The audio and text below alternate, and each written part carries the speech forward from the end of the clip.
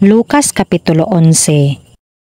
Ug nahitabo nga sa nagaampo siya sa usa ka dapit, sa miundang siya, miingon kaniya ang usa sa iyang mga tinun-an, Ginoo, tudloi kami sa pag-ampo ingon sa pagtudlo usab ni Juan sa iyang mga tinun-an. Ug siya miingon kanila, kung kamo manag-ampo, mag-ingon kamo, Amahan namo nga anaa ka sa langit, pagabalaanon ang imong ngalan, umanhi ang imong gingharian, pagabuhaton ang imong kabubuton, dinhi sa yuta maingon sa langit. Ihatag mo kanamo sa adlaw-adlaw ang tinapay namo sa matag adlaw, og pasayloa kami sa among mga sala, kay nagapasaylo usab kami sa tanan nga nakautang kanamo. Og dili mo kami pagdadon sa panulay, kundili luwason mo kami sa dautan. Og siya miingon kanila, kinsa ba kaninyo ang may usa ka abyan? Og moadto kaniya sa tungang gabii, og mag-ingon kaniya, Abyan, pahulama ako og 3 ka tinapay. Kay ang akong usa ka abyan miabot kanako gikan sa iyang pagpanaw, og wala ako'y ikadulot bisan unsa sa atubangan niya. Og kadtong atoa sa sulod mo tubag og moingon, dili mo ako pagsamukon. Naserhan na ang pultahan, og ang akong mga bata ania na sa higdaanan, uban kanako.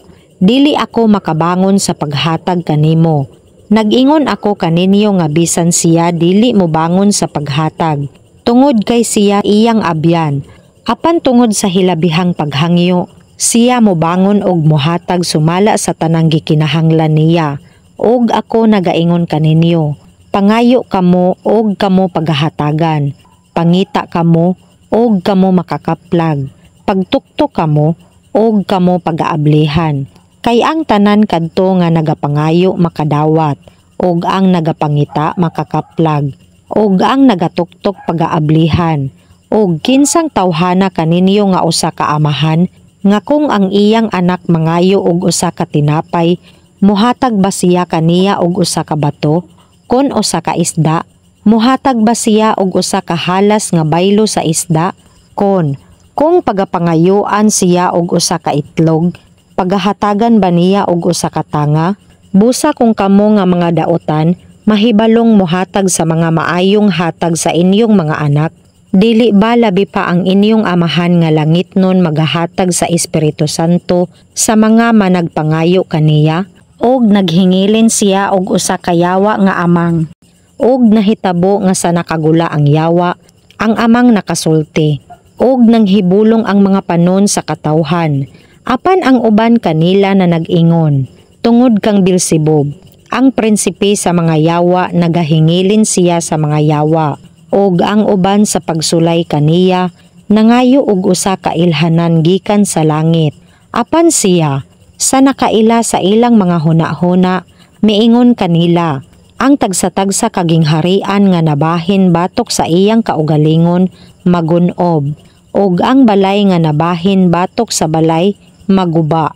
Og kung si Satanas usab nabahin batok sa iyang kaugalingon, unsaon pagtindog sa iyang gingharian? Kay kamo nagaingon nga tungod kang Beelzebub, ako nagahingilin sa mga yawa. Og kung ako tungod kang Beelzebub, nagahingilin sa mga yawa. Tungod kang kinsa man ang inyong mga anak magahingilin kanila. Busa mahimo sila nga inyong mga maghuhukom. Apan kung ako tungod sa tudlo sa Dios, nagahingilin sa mga yawa.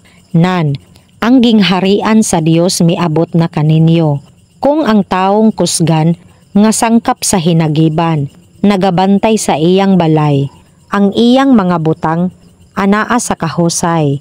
Apan kung ang usa nga labi pang kusgan kay kaniya, mutungha og mudaog kaniya, siya pagahubuan niya sa iyang tibuok hinagiban nga ginasaligan, og pagabahin-bahinon ang mga inagaw kaniya.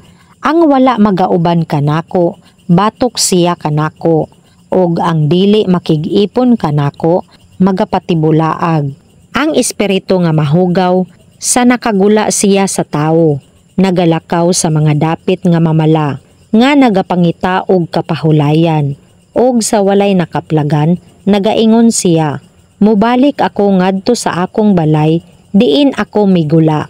Og sa nahiabot siya, iyang nakaplagan kini nga sinilhigan, og dinayan-dayanan.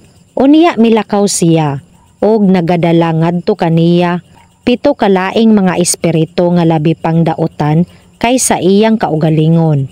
Og sila misulod og mipuyo didto. Og ang ulahing kahimtang ni adtong tawhana, magalabi pang mangilad kaysa una. Og nahitabo nga sa nagasulti siya ni ining mga butanga, may usa ka babayi gikan sa panon sa katawhan, mipatugbaw sa iyang tingog. Og miingon kaniya, bulahan ang tiyan nga nagsabak kanimo, og ang mga suso nga imong gisus-an. Apan siya miingon, mga bulahan pahinuon ang mga nanagpatalinghog sa pulong sa Dios, og nagabantay ni ini. Og sa diha nga ang panon sa katawhan na nagkatigom pagtingob ngadto kaniya, siya misugod sa pag-ingon. Kining kaliwatana maoy usa ka kaliwatang mangilad, nagapangita kini og usa ka ilhanan, og walay ilhanan nga igahatag kaniya, kundili ang ilhanan ni Jonas. Kay ingon nga si Jonas nahimong ilhanan sa mga taga Ninive. Ingon usab ang anak sa tao, mahimong ilhanan ni ining kaliwatana. Ang reyna sa habagatan motindog sa adlaw sa paghukom uban sa mga tao ni ining kaliwatana, og magahukom sa silot kanila. Kay mianhi siya gikan sa mga kinatumian sa yuta aron sa pagpatalinghog sa kaalam ni Salomon. Og tan-awa, usa nga labaw pa kang Salomon ani adinhi. Ang mga tao sa Ninive motindog sa adlaw sa paghukom uban ni ining kaliwatana, og magahukom sa silot ni ini. Kay naghinulsol sila sa pagwali ni Jonas. Og tan-awa, usa nga labaw pa kang Jonas ani adinhi. Walay tawo nga sa makadagkot siya sa usa ka lamparahan, magabutang niini sa usa ka dapit nga tago, kun sa ilalom sa taksanan, kundili sa ibabaw sa tangkawan, aron nga ang mosulod makakita sa kahayag. Ang lamparahan sa imong lawas mao ang imong mata. Kung ang imong mata maayo, ang imong lawas usab puno sa kahayag. Apan kung kini daotan, ang lawas mo usab puno sa kangitngit. Busa, tan-awon mo kung ang suga nga anaa kanimo, dili ba ang kangitngit. Busa, kung ang tibuok mong lawas mapuno sa kahayag, og walay bahin nga mangitngit, kana mapuno sa hingpit nga kahayag. Maingon nga ang lamparahan uban ang iyang kasiga, magahatag kanimo sa kahayag. Karon sa nagsulti siya, ang usa ka Fariseo nagahangyo kaniya sa pagpakigsalo kaniya, og siya misulod og milingkod sa lamesa. Sa hingkit-an kini sa Fariseo, nahibulong siya nga si Jesus wala una manghunaw sa wala pa mukaon, og miingon kaniya ang Ginoo, karon kamo nga mga Fariseo nagahinlo sa gawas sa kopa og sa pinggan, apan ang bahin sa sulod ninyo napuno sa mga pangagaw og kangilad, mga buang-buang. Ang nagbuhat sa gawas, wala ba usab magbuhat sa sulod? Apan ipanghatag ingon nga mga limos, kanang mga butang nga anaa sa sulod, og tan-awa ang tanang mga butang, magamahinlo kaninyo. Apan alaot kamo mga Fariseo, kay nagahatag kamo sa ikapulo sa herbabuena, og sa roda, og sa tanang mga talamnon, og gibiyaan ninyo ang katarungan, og ang gugma sa Dios.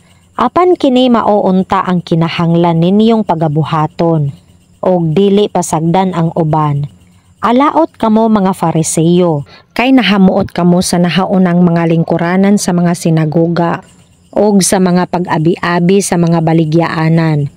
Alaot kamo mga eskriba og mga Fariseo, mga salingkapaw, kay kamo ingon sa mga lubnganan nga dili hikit-an, og ang mga tawo nga nagalakat sa ibabaw wala magpanghibalo, og usa sa mga batid sa balaod sa mitubag kaniya miingon, magtutudlo sa imong pag-ingon ni ining mga butanga, gipasipalahan mo usab kami.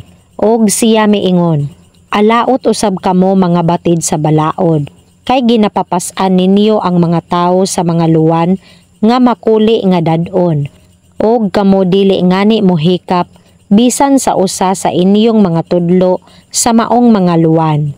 Alaot kamo, kay nagatukod kamo sa mga lubnganan sa mga manalagna, og ang inyong mga ginikanan nagpatay kanila.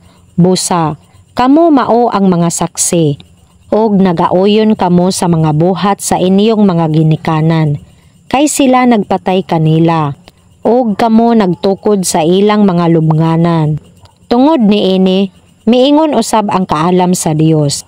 Padad-an ko sila og mga manalagna og mga apostoles, og ang uban kanila pagapatyon og pagalutoson nila. Aron ang dugo sa tanang mga manalagna nga giula sukad sa pagkatukod sa kalibutan, pagapanilngon ni ining kaliwatana, sukad sa dugo ni Abel, hangtod sa dugo ni Zacarias nga namatay sa taliwala sa halaran og sa dapit nga balaan. Sa pagkamatuod nagaingon ako kaninyo, nga kini pagapanilngon ni ining kaliwatana. Alaot kamo mga batid sa balaod, kay gikuha ninyo ang yawi sa pag-ila. Kamo wala mosulod sa inyong kaugalingon, og ang mga nanagsulod, inyong gipugngan. Og sa nag-ingon siya ni ining mga butanga kanila, ang mga eskriba og ang mga farisiyo, misugod sa pagdutdot gayud kaniya, og naghagit kaniya sa pagpasulti sa daghang mga butang, nga nagapanid kaniya sa pagdakop, bisan unsang mugula sa iyang baba.